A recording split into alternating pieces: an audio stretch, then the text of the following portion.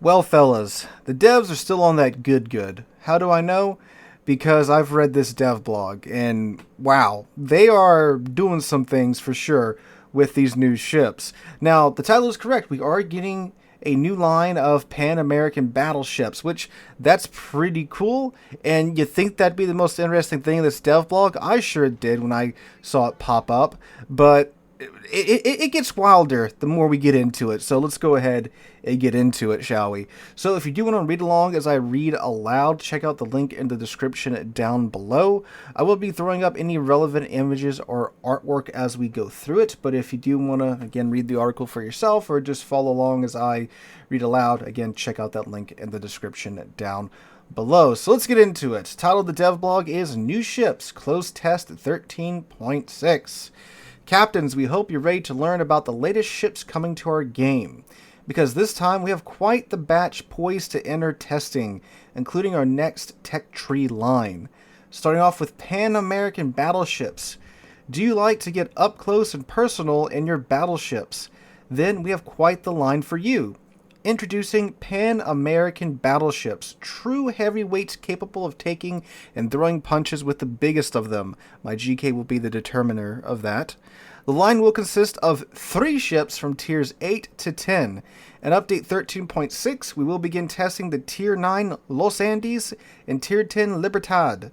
Now, they did say on the Twitch chat where they announced this devblog that they are looking at adding in the lower tier Pan-American Dreadnoughts, which would be super easy to do. There's a whole Pan-American Dreadnought arms race that's very interesting to look into. So you would think they would start there, but I guess they're just going straight to tier 8. But again, from the Twitch stream chat, they did say there's a possibility those will come in the future. But anyway, continuing on, what makes these ships special? Those of you familiar with Atlantico will recognize several features. First, the unmistakable silhouette of 234mm secondary turrets with high HE alpha, long range, and improved accuracy. Next, a solid armor scheme capable of shattering most HE shells, and finally, a sizable main battery with quite a few barrels. Additionally, these ships get some perks of their own. Their improved repair party boasts a fast cooldown and is capable of restoring a higher percentage of damage taken, while combat instructions may be used to improve their secondary battery's damage and range. That sounds cool. It depends upon what's used to activate that, but again, sounds interesting. That's a lot of good. Well, what about the average, the bad, the ugly? Drawbacks of these ships include low AP alpha, low main battery range, and a vulnerable citadel which becomes exposed when all main battery turrets are brought to bear. Additionally, poor secondary ballistics will hamper their accuracy against small targets such as destroyers. In battle, these ships will thrive in the thick of close quarters engagements. Their improved repair party will boost survivability, while their combat instructions can be charged from both landing main battery hits on enemies and receiving potential damage from them, thus rewarding aggressive gameplay. I like the idea of that. The only thing that would have been better for that is if it would have been like the secondary guns as they hit, they would build up the combat instructions charge, but I think that's probably the second best thing they could do. While a substantial amount of focus fire will be required to sink you when you're piloting one of these behemoths, be careful not to stray too far from the support of your team. No giant is invincible, and torpedoes will be a quick way to a watery grave. Okay, so far I'm liking the way that they're sounding. The armor, though, that's going to be the holdup for me, because if you can get citadel when you're getting all of your barrels on target, that does mean when you're brawling and you're doing like a drive-by, that makes you very, very vulnerable in those situations. But again, depending upon exactly how the armor is laid out, that's going to be a big determining factor for me. Now, what is their armor layout? We don't know, because they don't usually include that in the dev blogs. They might include their general, thickness around, like it's probably got 32 millimeter plating at tier 10, right? But we don't know the details of the exact armor scheme, so we'll have to wait until they come to the PT server to peek a look at that. But let's take a look at them, shall we? Actually, we can only take a look at one because they only have one model ready, apparently. So, Pan-American Battleship Los Andes, tier 9.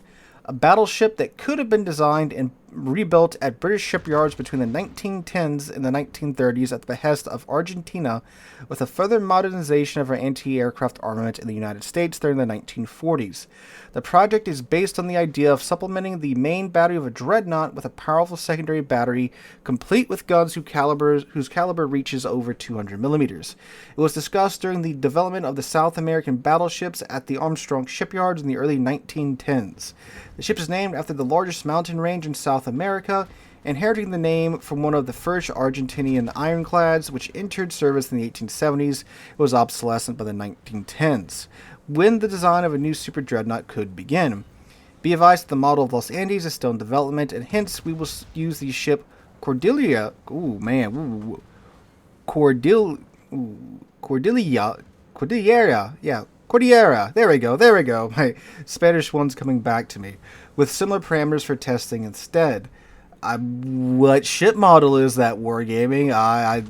Okay, I don't know. We'll look at the parameters for that one in a second. Let's take a look at the Tier 10, the Libertad. A powerful battleship that could have been designed at British shipyards by the order of Chile.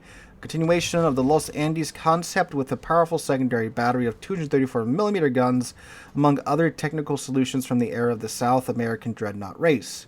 The ship inherited its name, Libertad, Freedom, from a battleship built for Chile in Great Britain in the 1900s, but which was eventually commissioned into the Royal Navy instead.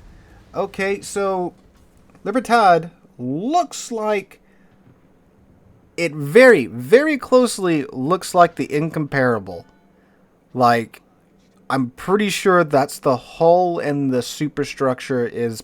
I could be wrong. That's what it looks like.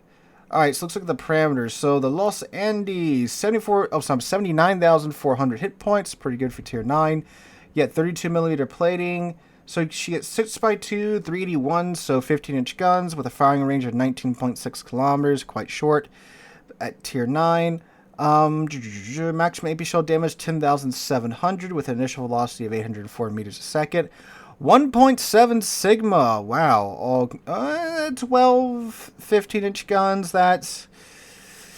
Ooh. It's not terrible by Tier 9 standards. We have the Pommern, right? It's got a similar deal, so maybe. Alright, so the secondary guns, you get 8x1 of the 127s. So that sounds like the single-mounted American 5-inch guns. Then 8x2 of the 234mm guns, which have an 8-kilometer range. Reload time. What's the reload time? Ooh, no reload time is given on the secondary guns. The 5-inch guns have a 5% fire chance. The 234s have a 21% fire chance. Okay, I mean, pretty good fire chance there, especially on those 234s. But no reload time given. Okay. Maximum speed 30 knots. That's pretty good. Rotor ship time 17 seconds. Detection range is 15.8 base. And the combat instructions, you get a 25% buff to your secondary battery shell damage and a 10% buff to your firing range. That's pretty good. Now, they do go on to explain that these ships will now have the same range as the French and the German battleship secondary guns. So imagine essentially an FDG, then slap 10% more on top of that. So that's another kilometer of range right there. So you have like 13-kilometer secondary guns. That's pretty nice. Again, with a nice 25% buff to their damage output. All right, the Libertad, who has dual guns. Let's see what they gave her. Okay, so 85,500 hit points, pretty low for a Tier 10. Which again, like, the way they talk about the armor, it should be pretty thick, especially with giving it 85,000 HP, but it does get the improved repair party, so there's that. Going back to the Los Andes, so they give the...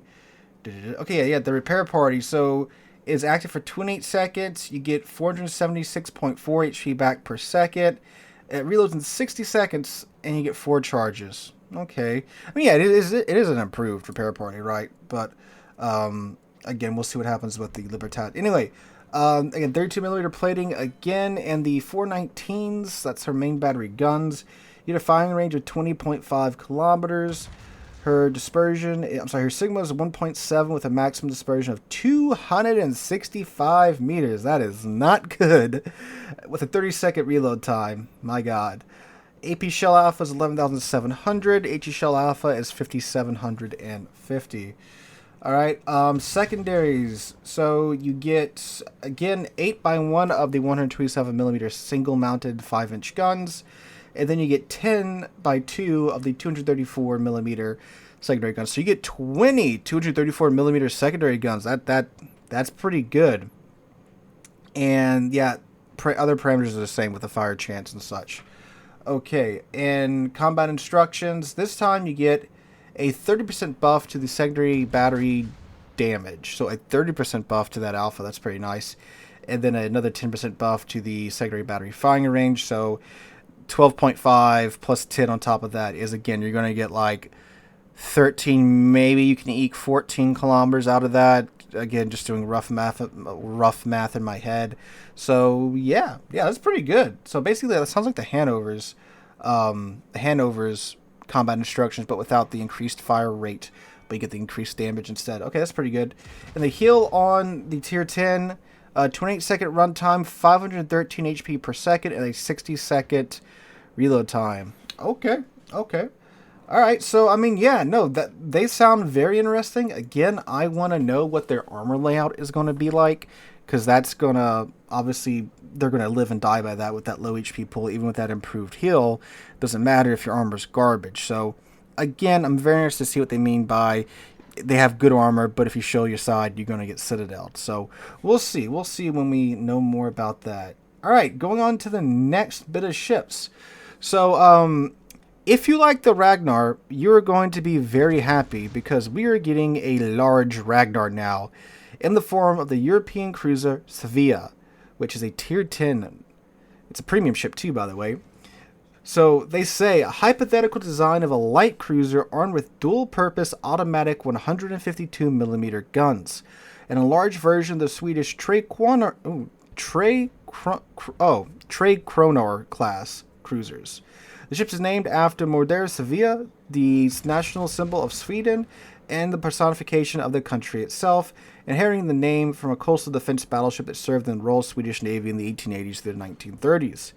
As the first European Tier 10 cruiser, Svea is sure to make an impression. While the 152mm main battery guns only have 7 barrels, well, sure enough, she got 3 in the front. I'm guessing the other turrets have 2.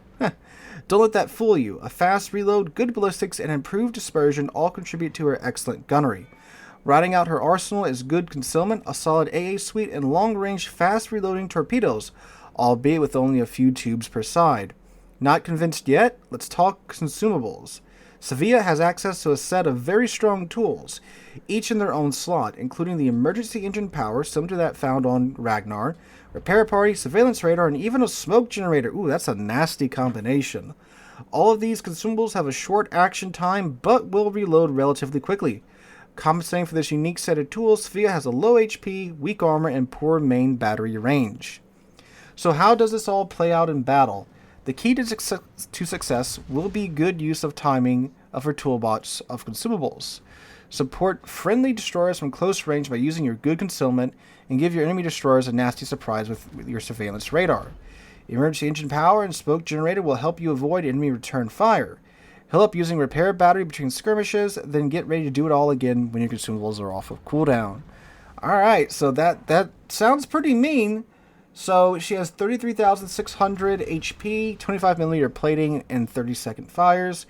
So yeah, you get 2x2 of the 152s, and then you get 1x3 of the 152s. So yeah, you get 2 dual guns, then 1 triple gun. Firing range 16.5 kilometers. Poor range. What? That's great for light cruisers. 16.5 kilometer range on her main battery guns. That's kind of nuts. That's what old Small Lynx was, and that's what everyone hated the old Small Lynx for, because it could farm you down from that far. And this is base, guys. Keep in mind that this is a tier 10, so you can put modules on this to get that range out a bit further. So that's, yeah. Alright. So anyway, so these guns reload in how fast? Do they not say? Really? Hold up. Do they not give us the reload time yet? It does look like they do. Oh, 4.5 seconds. I'm just blind. All right, 4.5 seconds space. Again, you can build into that to get that down even faster. She has 2.05 sigma and 139 meters of maximum dispersion. That is quite accurate. The HE shells, 2200 is their alpha. They can pin 30 millimeters base. That's pretty good. 11% fire chance. Those come out the tubes at 900 meters a second. AP is 3000 alpha base, and again 900 meters out of the tubes for them. 900 meters a second out of the tubes, I should say. All right, yeah. So you get damage con, repair party, 336 HP per second with an 80-second cooldown time and 3 charges. Okay, short burst smoke generator. Okay, so it's not the normal smoke generator. Okay, so that's a bit more balanced in my opinion. It is active for 10 seconds, and the dispersion time of the cloud is 40 seconds. So, okay, that's more fair. Surveillance radar, 15 seconds, 9-kilometer range, 60-second reload, 4 charges base. The engine booster, 60 seconds, 30% boost to your speed. Again, you know, what you see on the small end of the Ragnar, I do believe, and 3 charges of that. All right, so yeah, Ragnar players rejoice. You're getting an even bigger ship to bully destroyers with. All right, up next is a German destroyer by the name of Georg Hoffman. I'm assuming it's Georg because it's George, but without the E. So Georg, I'm just going to call it the Hoffman from here on out to save your ears and, well, my sanity. All right, they say a large destroyer armed with 150mm artillery, a variant of the unimplemented Type 1938A design with enhanced anti-aircraft and torpedo armament. The ship is named after Georg Hoffman, commanding officer of the SMS Frauenlob, who went down with the ship at the Battle of Jutland A. The name of the ship follows the late 1930s Kriegsmarine tradition of naming destroyers in honor of the German Navy officers who were killed in action during the First World War. For those of you who like German destroyers, especially ones with big guns, Georg Hoffman is here to present a new spin on the classic smoke and hydro combo. A fast variant of Felix Schultz, Hoffman will be able to apply effective damage per minute with her HE shells thanks to her typical German improved HE penetration, good ballistics, and quick main battery reload. Fast reloading long-range torpedoes will round out her arsenal. As for consumables, the aforementioned combination of smoke and hydro makes her a fearsome key area contester, while DFAA and engine boost will be available in separate slots. In return, Hoffman does not have the improved AP characteristics, accuracy, or armor plating of her brethren, and poor concealment will hamper her performance against enemy destroyers in open water. When helming Hoffman in battle, captains will find most success acting as a second-line destroyer. Support friendly destroyers by utilizing your effective HE shells to push enemy targets away from capture points, and harass capital ships with your torpedoes. Your hydroacoustic search can be used from the safety of an island to secure key areas, or combined with a smoke generator to present a strong defense position. Make sure to be mindful of enemy ships with good ballistics. The large size of your hull will make you an easy target when detected. So it sounds like, and it looks like too, basically an HE-focused Elbing with faster torpedoes and such. So could be interesting. It is a really big ship though. And I mean, the whole thing of the Elbing is, you know, the improved AP, but they do say they're kind of, you know, going off of Felix Schultz instead. So it could be an interesting little DD. Time will tell. All right, and well, something that I'm sure most of you won't be a fan of, we are finally getting a new premium submarine. Again, depending upon your opinion, this is either an unfortunate or a happy moment. So, of all people, the Chinese Navy is getting a sub. It's in the Pan-Asian tech tree, but it's a Chinese sub. So, it's and I am gonna murder this so bad, Xin Zhong Guo 14 is one of the ex-Soviet submarines of the S-class, which was transferred to the PRC along with her 3 sisters in 1954 to 1955 and became the basis of the country's submarine force. The first Pan-Asian submarine to join our game, Xin Zhong Guo 14, will be a perfect fit for those who enjoy hard-hitting sneak attacks. Featuring 6 torpedo tubes, the 14 has the choice between homing and unguided alternative torpedoes. While her homing torpedoes are rather mediocre, her real strength is in her alternative deep water torpedoes. Oh no! With high damage and low detectability. The submarine herself has a good surface speed, but she has mediocre concealment and very slow battery recharge will force her to act primarily on the surface. In gameplay, 14 will thrive when making attacks on enemy battleships and cruisers, against whom her deepwater torpedoes can deal heavy damage.